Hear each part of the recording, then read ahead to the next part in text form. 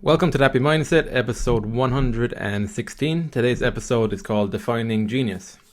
Today I'm going to talk around the word genius. This is to shed some light around how this word has evolved in my mind over time. I'll just talk about how I used to perceive the word genius and how I've grown to perceive the word genius now as well. I'll start off just by a definition I found of the word genius. Just one definition I found. Exceptional intellectual or creative power or other natural ability. So that's the modern day definition I found. Then I looked a little bit at the etymology. I like looking at the etymology of words because it gives you a better idea of where the word originated to begin with and what it was actually associated with. So after looking that up, then I was looking at it that it came from ancient Rome. The Romans believed that all people had a guiding spirit that attended them throughout their lives. Because this spirit was born with the person, it was called a genius.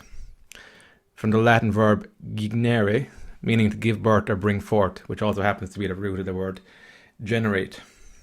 So I like the etymology of that word because it helps to hit home at genius being a natural, normal phenomenon that can be brought forth from an individual rather than it being something that you seek to obtain, a perception you seek to obtain.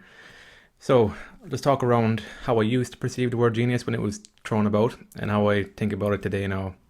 So when I started off, I guess the first time I was introduced to the word genius was in school when people would call somebody a genius for being really intelligent or really smart, seemed to grasp things really quickly.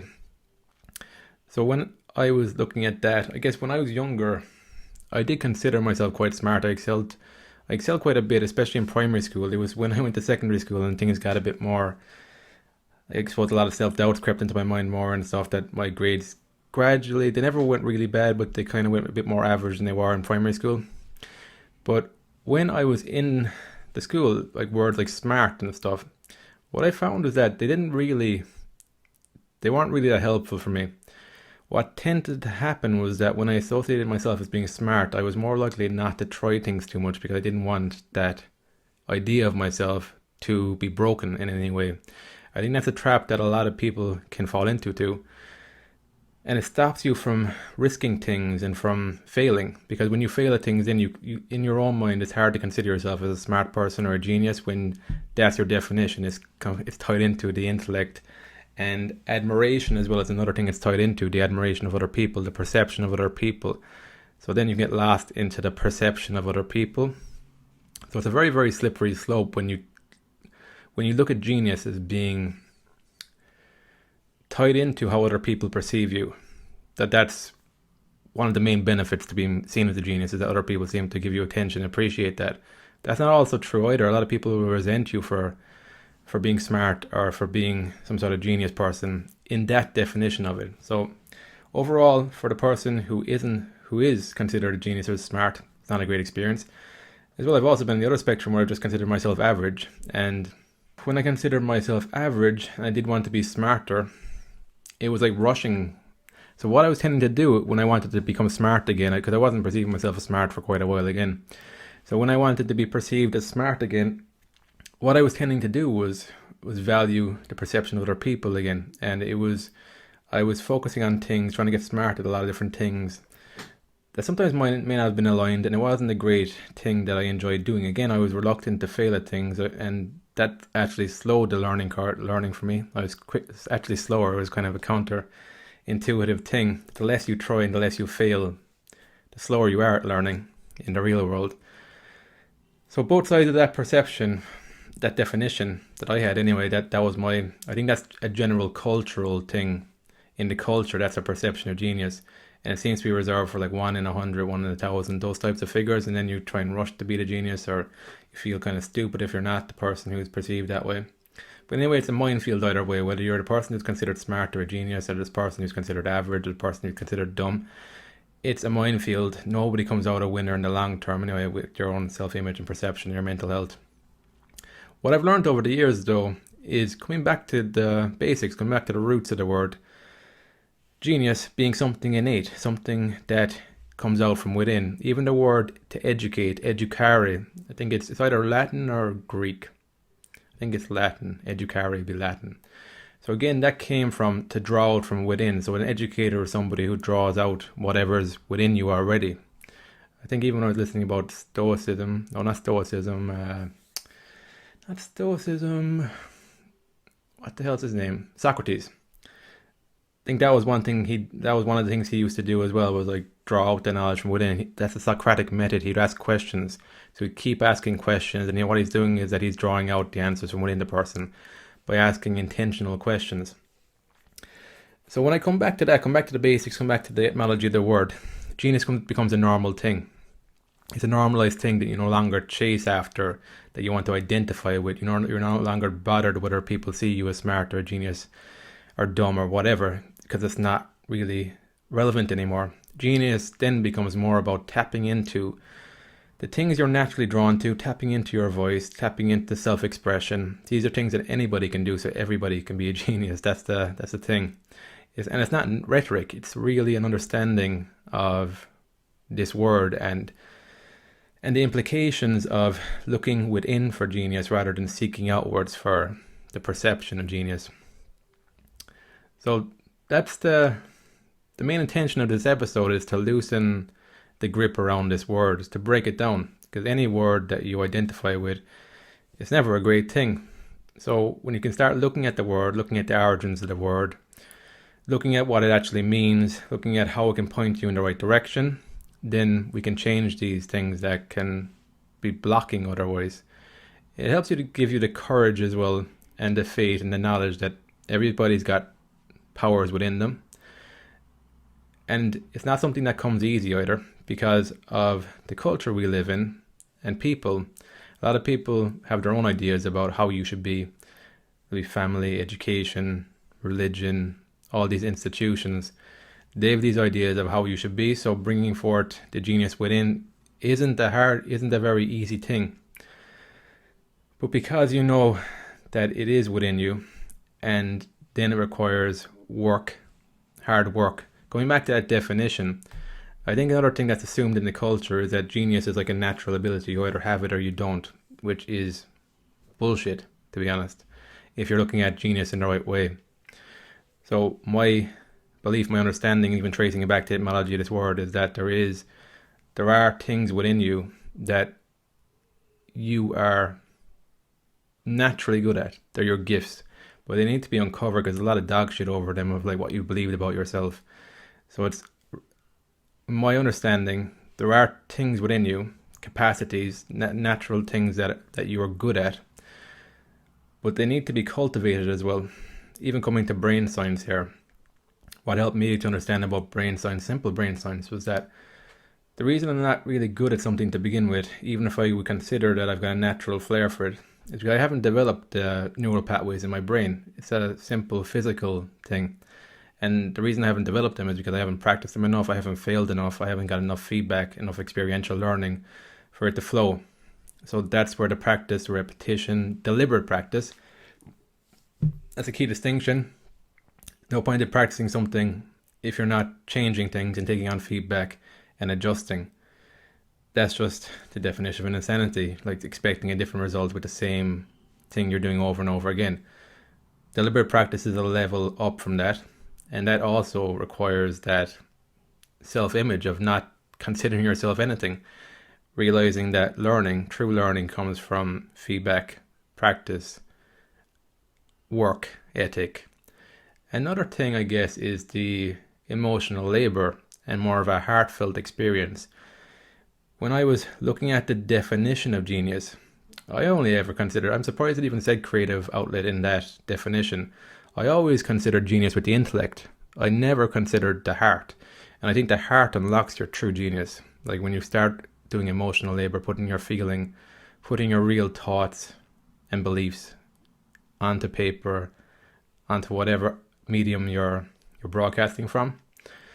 That's the true essence of it for me. And I didn't consider that in the standard definition. I always considered it as like a quick intellect. And as well, this implied kind of superiority as well, I guess, because you've got a sharper intellect. You don't really take into consideration the heart, genuine emotion, emotional labor. That there is a superiority complex and inferiority complex that definition can play off of when you put people along a spectrum like that. So this is all just from experience, to be honest. Like if I had created a podcast around this before, I would have felt really uncomfortable talking about this stuff. But because it's becoming so natural and so normal to me, and just getting rid of the bullshit there that was in my mind, that was blocking me from all this stuff, and like you're straining. It's like anything. It's like when you've got a very standard definition of success. You're straining for something that somebody else has defined for you that you mightn't have considered. And this, I guess, is the other intention with this podcast episode. Until you define something, you're kind of grasping at straws. You're grasping at something you don't know what you're grasping at. It's kind of like the carrot and the stick. You're like that donkey with a carrot in front of you and a stick behind you. And you don't know what you're doing. You just know you want the carrot and you want to get away from the stick, pretty much. But you have no idea why. You have no idea why you want the carrot or why you don't like the stick, other than the physical sensations of it. Survival instincts. But like in the Western world today, most of us are lucky enough to have our survival needs met. So it's rethinking the stuff that you can take for granted when you haven't questioned the definition of these words and these perceptions. And I think that's what needs to be done as well now as we are moving forward with technology. The boring, monotonous stuff is being more automated, which is freeing us up for more creative thinking and more compassionate work as well. Coaching, I think, is an area that there's a lot of possibility there as well for true empaths, for true people who are looking to serve the world in a way where we're helping other people, serving them. But again, that's not tied to any concept either. That's what would have blocked me for a long time, and I'm still working through this idea that I'm a kind person for helping somebody else. I think it's actually better coming from filling your cup first, so you're actually being just generous with your energy, and also being wise with it too, that you realize that you have to be in tune with yourself first before you can give to anybody else. So that's another thing that I'm navigating, and that comes again from disregarding standard definitions, seeing the nuance, seeing the actual real life experience, and informing that in the way I act in the world and the way I speak and stuff as well. So that's something to think about. So just going back to the perception I had of genius within the system as well, from being outside the system, from growing up, from developing into an adult, I'd even look at that understanding as a bit childish now as well, because you can be considered a genius within a system, within a standardized way of testing.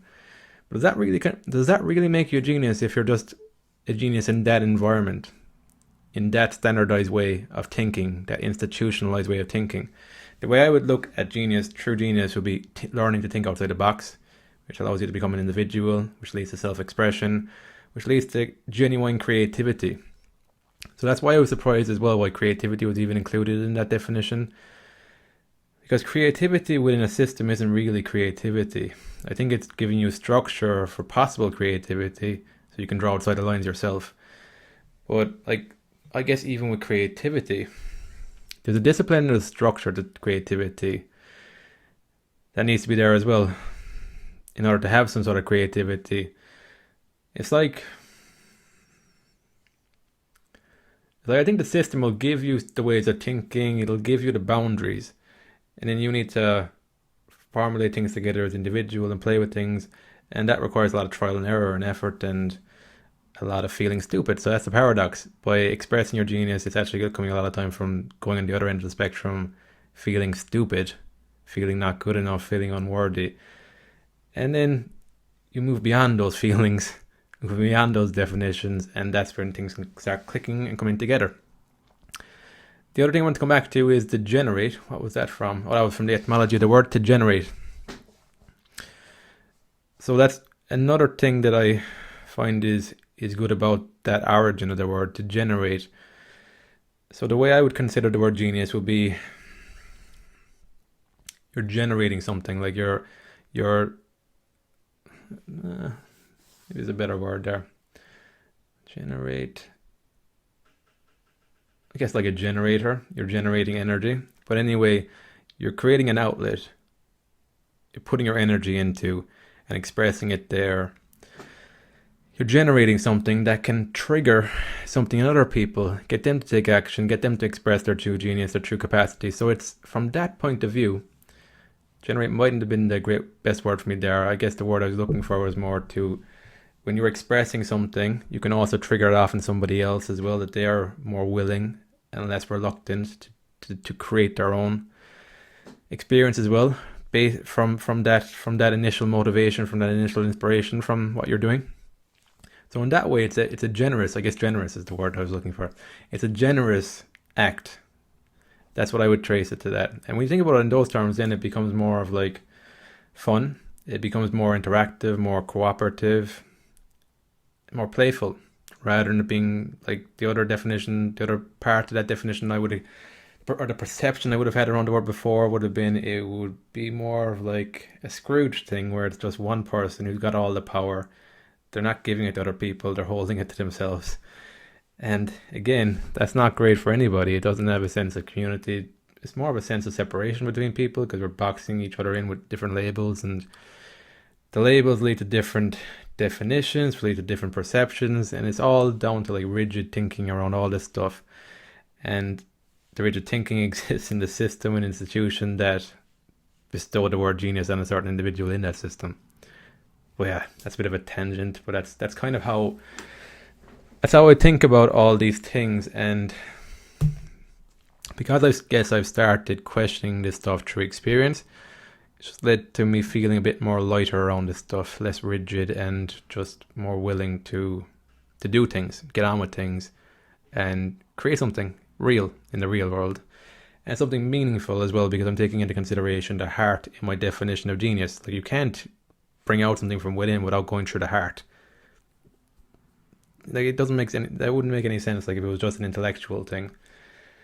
When I generally think of drawing out something from within somebody, it's an emotional experience. It's a heartfelt experience. It's not just purely through the brain. If it was a brain thing, then anybody, you could just give them the information they need and they'd be off to the races. But it doesn't work like that. And that's something that you'll find out. Well, if you're in the real world already, if you're not in the system, you probably found this out already. If you're not in the system, if you're still in the system, what you'll find out is that the information isn't enough. It's not near enough. It's good to learn new things, take in information, but the stuff that sticks is through experiential learning, through the stuff you're trying out, because there's a lot of garbage information out there too, as well. So that's something to keep in mind when it gets overwhelming with all the information that's out there. There's a lot of stuff that's not relevant, not essential. Some of it's even garbage. Doesn't even work. So there's a lot of experimentation through that as well. But anyway, I'm going to leave it there. I talked about this word enough for today. I hope that's been useful, beneficial, just playing around with it, trying to loosen my grip around these things, and hoping you to maybe do that too, or even consider it. So that's it. Thanks again for listening, and I will speak to you on the next episode. So I hope you enjoyed today's episode. If you would like to support the podcast, then just head on over to thehappymindset.com. There's a little coffee icon in the bottom right hand corner. You can click on that and show your support for the podcast if that's something you want to do. Another thing you can do is to click on the blog if you go to the website, or go to medium.com. I'm blogging more these days, just doing daily posts at the moment. We'll see how long I'll keep that up for. I'm enjoying it, but I'm sharing my thoughts daily, so if you're finding the podcast a benefit, then you might find the blog post a benefit as well. And then lastly, my book is on that website as well, Taking My Life Back. At the moment, I've got an offer. The Kindle version of the book is free up until Tuesday. What date is Tuesday? Tuesday, the 18th of August. Yeah. So it's free on Kindle up until then. So if you go on the website, thehappymindset.com, there's a book section there where you can get the book. So that's it. Thanks again for listening, and I will speak to you soon.